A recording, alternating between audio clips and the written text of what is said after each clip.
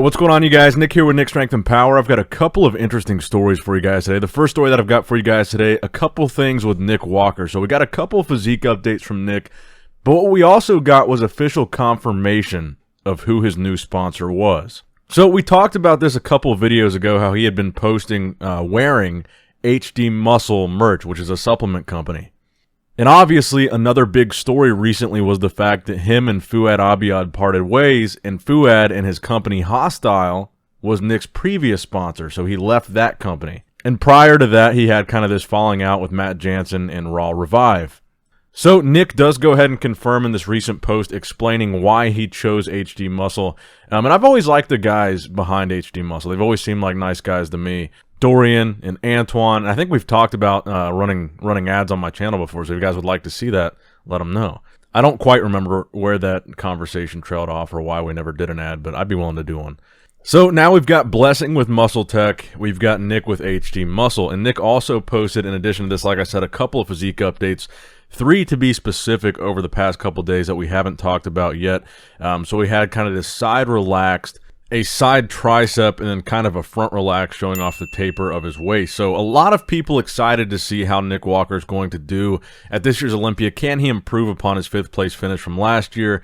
And I've been actually really impressed with how much Nick Walker has grown, both in terms of his physique and his following. He has 1.1 million followers, making him one of the most followed active current competitive bodybuilders right now.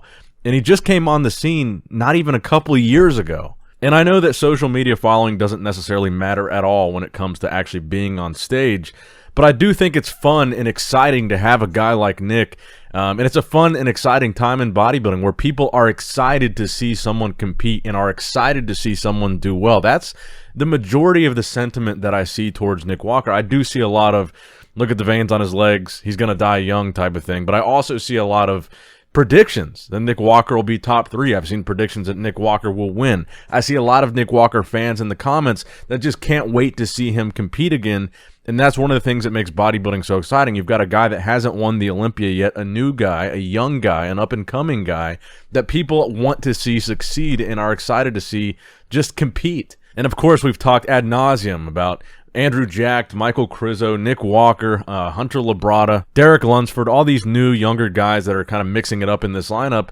And I think this is going to be one of the most fun Olympias to watch in a very, very long time, because nobody, including myself, including anybody watching this, nobody can predict this top 10.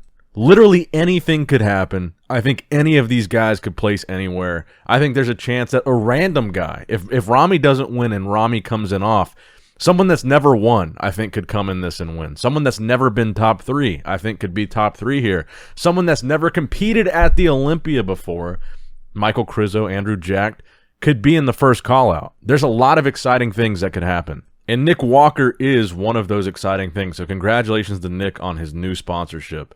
Now, next up in the news, we also got a couple of physique updates from Breon Ainsley, a couple of posts, and then a story post where actually I do think he looks very impressive. And of course, we've talked a lot about Terrence. We've talked a lot about Chris Bumstead, his new coach, Hani Rambod, some of the physique updates that he's posted. But we can't really forget the rivalry between Breon and Chris. Even though now it seems that Breon has slipped a bit in placings, it seems like he's more on the outskirts of that conversation to be top 3. I really think that he does look impressive and he does deserve props for these updates. And if we're going to talk about Chris at 4 weeks out, if we're going to talk about Terrence at 4 weeks out, we got to look at these updates from Breon at 4 weeks out. And I think the main thing that really impressed me was his abs. I think the deepness and separation in his abs has always been a strong point for Breon, and they look really impressive, particularly in the story post, and then also in the front double bicep shot that you got from him on the feed. But even as impressive as Breon looks, I still feel like he's on the outskirts of that conversation. I really, you look at these guys coming up. You look at Ramon, you look at Urs, you look at Terrence. I think those guys are more in the conversation as far as guys that are really gunning for Chris, where I think Breon really is on his way out. I think he recognizes that. The fact that he says this will be his last Classic Physique Olympia, he's going back to 212. I think he understands that maybe making that, he said before that making the weight limit is something that really throws his physique off, and something that's been very difficult for him to actually make weight because he is a shorter guy.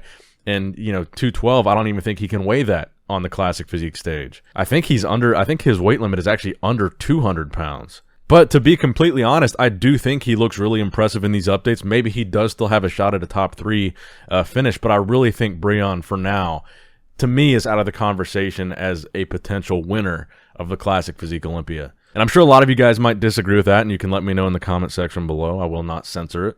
But that's just my personal feeling on this year's Olympia, and I'm kind of expecting Breon to actually place even lower than he placed last year, because I really think a guy like Ramon or Urs, I think they're going to move up, and I just don't see Breon looking, although he looks good, I don't think he looks much better than he looked last year, and I think Ramon and Urs do.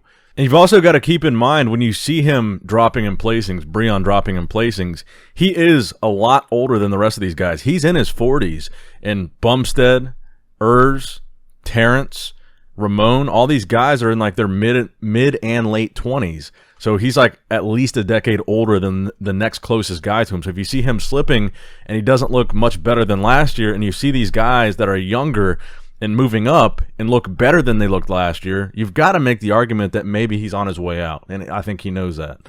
Now, next up in the news, we've got a really impressive update from William Bonac. And William Bonac is another guy that I feel like could be a major disruptor in this year's Men's Open Olympia lineup. This most muscular that he posted is not actually from 4 weeks out of the Olympia. It's actually from the 2nd of November, which would be around 6 weeks out, which I think makes it even more impressive that it was that far out. And it's getting crazy to think about the fact that we're that close to the Olympia, less than a month away right now. These 4 weeks are going to fly by, and William Bonac, even though he was 6th last year, I've seen people make the argument that he could be top 3 this year because he's made those improvements. The issue with his legs is fixed. The issue with his gyno is fixed. He's back to coming in shape like he was at the Arnold Classic. That was the vintage, that was the William Bonac we're used to seeing. He kind of fell off a little bit for the last couple of years.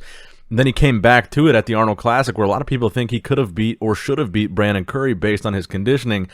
Bonac is back, and I think with that kind of conditioning, the complete physique that he's got, a very well filled out frame for a shorter guy, I think he could be a potential top 3 guy. And a lot of people might disagree with that as well, but I don't think it's unrealistic. He's been there before. Why can't he come back?